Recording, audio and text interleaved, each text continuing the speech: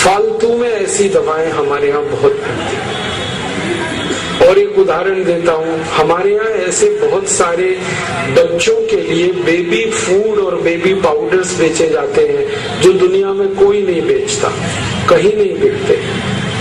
हमारे देश में जो छोटे छोटे बच्चे हैं उनके लिए बेबी पाउडर के नाम पर बहुत सारे ब्रांड हैं, सेरेलक है, नेस्टम है, लैक्टोजन है, ये दुनिया में कहीं नहीं बिकते।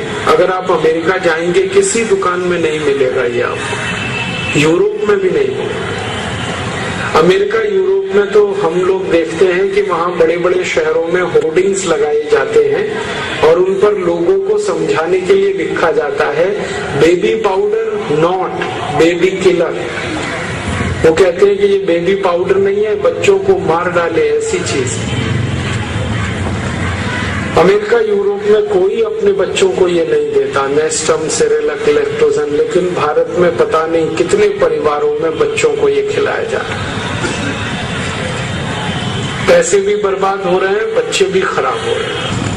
मैं बहुत बार भारत सरकार के मंत्रियों से ये कहता हूँ कि जब कोई दवा अमेरिका में बंद हो चुकी है, कनाडा में बंद है, यूरोप के देशों में बंद है और विश्व स्वास्थ्य संगठन ने उसे बंद करने का आदेश दे रखा है, तो आप उस दवा को भारत में क्यों बंद नहीं करते? तो इसका गोल मोल जवाब देते हैं। लेकिन इसका सही जवाब ये होता है कि दवा बेचने वाली और दवा बनाने वाली जो कंपनियां हैं वो हमारे नेताओं को बहुत बड़े पैमाने पर रिश्वत देती, घूस, रिश्वत और भ्रष्टाचार हमारे देश के हर विभाग में है। ये चिकित्सा का जो विभाग है, ड्रग्स एंड फार्मास्यूटिकल का जो हमारे देश का विभाग है, ये सबसे ज्यादा भ्रष्ट है। वैसे तो सभी विभाग भ्रष्ट हैं, लेकिन ये बहुत भ्रष्ट है। इसमें क्या होता है कि दवा बनाने के लिए कोई कंपनी अमेरिका से भारत आ जाती है और वो ऐसी दवा बनाने का लाइसेंस भारत सरकार से ले लेती है जो दवा बनाने का लाइसेंस उसे अमेरिका में भी नहीं मिलता। मैं आपको एक पूरा उदाहरण से बात समझाऊंगा। हमारे भारत में एक अमेरिका की कंपनी है, उसका नाम है प्रॉक्टर एंड गैम्बल। ये अमेरिकन कंपनी है। ये भारत में सबसे ज्यादा वो दवा बेचती है जो दवा अमेरिका में न बनाई जाती है न बेची जाती है। उस दवा का नाम है विक्स। विक्स नाम की दवा आप बाजार से खरीदते हैं। इस दवा को अमेरिका में बनाना और इसको बेचना दोनों जुर्म है। अगर अमेरिका में कोई डॉक्टर किसी मरीज को विक्स का प्रिस्क्रिप्शन लिख दे तो उस डॉक्टर को 14 साल की जेल हो जाती है, उसकी डिग्री छीन ली जाती है। कारण आप पूछोगे क्यों? विक्स जो है जहर है। इसे हम बार बार नाक में लगाते हैं सर्दी जुकाम के हिसाब से। आपको मालूम नहीं है ये विक्स आपको दमा कर सकती है, अस्थमा कर सकती है, ब्रोंकियल अस्थमा आपको हो सकता है विक्स बार बार लगाने से। इसलिए दुनिया भर में विश्व स्वास्थ्य संगठन ने और दुनिया भर के वैज्ञानिकों ने इस विक्स को जहर घोषित किया है। जो जहर है विक्स वो भारत में सबसे ज्यादा बिकता है।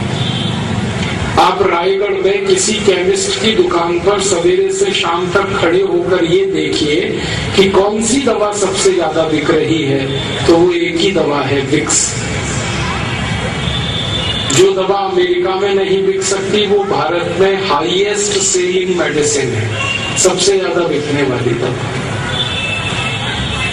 कारण क्या है? हमारे देश की सरकार ने प्रॉक्टर एंड गैम्बल कंपनी को लाइसेंस दे रखा है विक्स बनाने का और वो धड़ल्ले से बना रही है।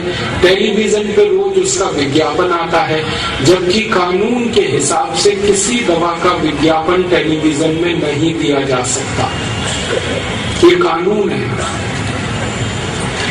हमारे भारत में भी ये कानून है, अमेरिका में तो है ही ये कानून। सैकड़ों बार आता है और सरकार कुछ करती नहीं, क्योंकि वो सरकार ही है जो उसको लाइसेंस दे के बैठी है। और ये कैसे होता है? ये पैसे की ताकत से होता है, रिश्वत से होता है, घूसखोरी से होता है। टेलीविजन में आपको बताया जाता है कि खांसी हो गई है तो विक्स की गोली लो, गले की खिचखिच दूर करो। ये अपराध है बोलना टेलीविजन पे, क्राइम है। कानून के हिसाब से ये क्राइम है, क्रिमिनल एक्टिविटी, लेकिन हमारे यहाँ ये हो रहा है। कारण उसका घूसखोरी, रिश्वतखोरी, भ्रष्टाचार, और वो दवा हम खरीद रहे हैं। और ये दवा भी हम जब खरीदते हैं ना, विक्स तो कितनी महंगी मिलती है। 25 ग्राम विक्स 40 रुपए की है, 50 ग्राम 80 रुपए की है, 100 ग्राम 160 की है, 1 किलो 1600 रुपए की है। अब 1600 रुपए किलो विक्स हम नाक में लगा रहे हैं, 400 रुपए किलो बादाम नहीं खा रहे, 200 रुपए किलो काजू नहीं खा रहे, 300 रुपए किलो गाय का घी नहीं खा सकते, 1600 रुपए किलो की विक्स लगा लेते।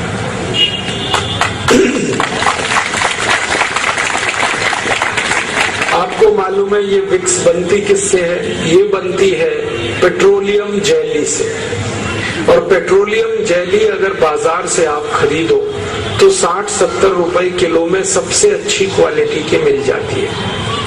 घटिया क्वालिटी की पेट्रोलियम जेली खरीदो 15, 20, 25 रुपए किलो में मिल जाती है। तो जो दवा 50-60 रुपए किलो में बाजार में मिल रही है पेट्रोलियम जेली, उसको एक अमेरिकन कंपनी 1600 रुपए किलो में बेच रही है। ऐसी लूट मचा रखी है इस देश में।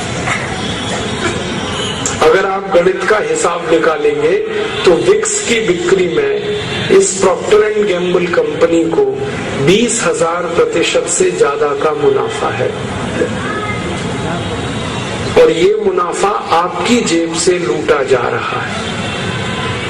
और सरकार इस घोटाले में शामिल है। सरकार ने लाइसेंस दे रखा है, आंखें बंद कर रखी है, कंपनी लूट रही है पूरे देश को, और दवा ऐसी बेची जा रही है जो कहीं नहीं बिकती पूरी दुनिया।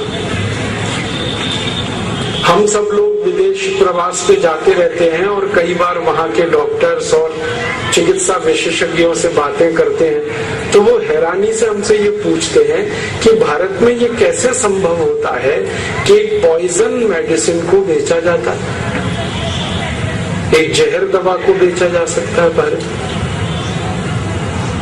ये हमारे यहाँ होता रहता है। और एक उदाहरण देता हूँ, एक विदेशी कंपनी हमारे यहाँ एक दवा बनाती है और बेचती है, उसका नाम है आयोडेक्स।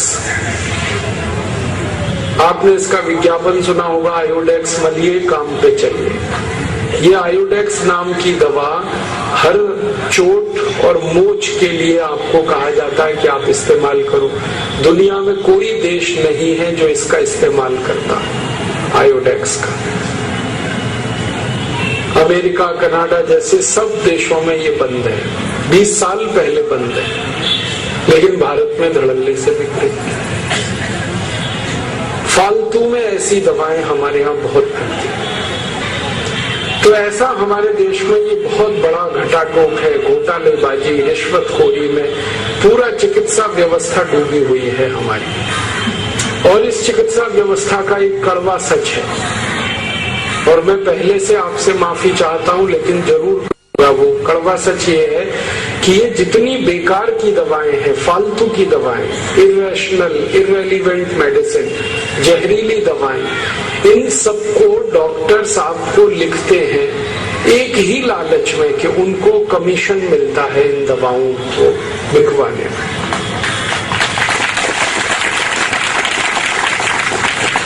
हमारे भारत के बड़े बड़े डॉक्टर्स को मैं मिलता रहता हूँ, उनकी जो प्रेस्क्रिप्शन स्लिप है वो मैं इकट्ठी करता रहता हूँ। हमारे पतंजलि योग पीठ में आप जानते हैं कि हर दिन करीब 2-2.5 हजार मरीज आते हैं, और उनमें से ज्यादा मरीज ऐसे होते हैं जो अंग्रेजी एलोपैथी के चक्कर में सब बर्बाद करा चुके हैं। किडनी खराब हो गई, लीवर डैमेज हो गया, दमा हो गया, अस्थमा हो गया, अल्सर हो गया, पेप्टिक अल्सर हो गया, अंत में आते हैं हमारे यहाँ। तो पहले कहाँ कहाँ इलाज कराया हम उनसे पूछते हैं, तो उनके प्रेस्क्रिप्शन स्लिप में देखता हूँ। तो डॉक्टर्स की लिखी हुई ऐसी ऐसी दवाएं देखकर मैं हैरान हो जाता हूँ, जिन दवाओं को कोई भी ईमानदार और संवेदनशील डॉक्टर अपने को नहीं खिला सकता, अपने घर परिवार के लोगों को नहीं दे सकता, वो दवाएं डॉक्टर मरीजों को लिखता रहता है। और जब वो स्लिप लेके हम डॉक्टर्स को मिलते हैं और कहते हैं कि आपने ये दवा कैसे लिख दी इस मरीज को, क्योंकि इस दवा के तो 100 से ज्यादा दुष्परिणाम है, दुनिया के इतने देशों में ये बैन है, आपने कैसे लिखा इसको, तो वो डॉक्टर्स जो है ना मुस्कुरा के रह जाते हैं।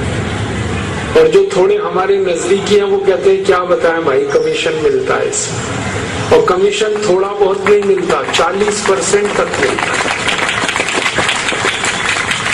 आपको शायद ये बात मालूम है या नहीं कि अगर आप किसी केमिस्ट की दुकान से 1000 रुपए की दवाएं खरीद रहे हैं, किसी डॉक्टर की स्लिप पर लिखी हुई, प्रेस्क्रिप्शन स्लिप पर लिखी हुई, तो उसमें से 400 रुपए डॉक्टर के पास जाएगा। ये सारे केमिस्ट जो है ना डॉक्टर्स के साथ जुड़े हुए हैं, कमीशन खोर हैं। वो दवा बेचेंगे, मुनाफा आएगा, उसमें से 400 रुपए डॉक्टर के पास पहुंच जाएगा। और ये काम और बड़े पैमाने पर होता है जब बड़ी बड़ी कंपनियां अपनी दवाएं डॉक्टर से लिखवाने के लिए कमीशन देती हैं। कैसे कमीशन देती हैं? बहुत सारी कंपनियां डॉक्टर्स को कार देती हैं, गिफ्ट में कार दे देती हैं, टेलीविजन दे देती है, मोटरसाइकिल दे देती हैं, घर में एसी लगवा देते हैं। कई कंपनियां तो डॉक्टर्स के परिवारी लोगों को स्विट्जरलैंड घूमने का टिकट दे देती हैं, हांगकांग सिंगापुर का टिकट दे देते हैं, कहते हैं जाओ खरीदी करके आओ। अब वो डॉक्टर जब कंपनी से कार पा जाएगा, स्कूटर मोटरसाइकिल लेगा, उनकी बहुत सारी सुविधाएं लेगा, तो वो तो उनका जल खरीद गुलाम हो गया। अब तो कई कंपनियों ने इतने खराब तरीके निकाले हैं इस रिश्वतखोरी के कि बहुत सारे डॉक्टर्स हैं जिनके बेटे बेटियों की पढ़ाई का खर्च दवा कंपनी देती है, डॉक्टर्स के टेलीफोन का खर्च दवा कंपनी भरती है, डॉक्टर्स की गाड़ी में डीजल पेट्रोल का खर्च दवा कंपनी देती है। तो वो डॉक्टर वही दवा लिखते हैं जिसको कंपनी कहती है, और कंपनी वो दवाएं लिखवाती है जिसमें मुनाफा बहुत हो, और मुनाफा उन्हीं दवाओं में है जो सबसे खराब और रद्दी दवाएं। ये सारा रैकेट ऐसे चलता है। तो इस चक्कर में आप जो दवाएं खा रहे हैं, आप नहीं जानते कि उन्हीं दवाओं से आप और ज्यादा बीमार होते चले जा रहे हैं। आप नहीं जानते कि कितनी ऐसी दवाएं हैं जो आपके घुटने के दर्द के लिए जिम्मेदार है। जितनी एंटीपायरेटिक और एंटी एनाल्जेसिक मेडिसिन है, ये सब घुटनों का दर्द करती है। आपको गठिया होगा, संधिवात होगा, अर्थराइटिस होगा, ऑस्टियोआर्थराइटिस होगा, रूमेटॉइड अर्थराइटिस होगा, ये सब होता है। कितनी ऐसी दवाएं हैं जो आपको मोटापा लाती है। तो इसलिए मैं आप सभी से एक निवेदन करने आया, विनती करने आया कि आप बीमारी से नहीं, बेईमान डॉक्टरों से बचो। आप बीमारी से नहीं, ये बेकार की फालतू एलोपैथिक दवाओं से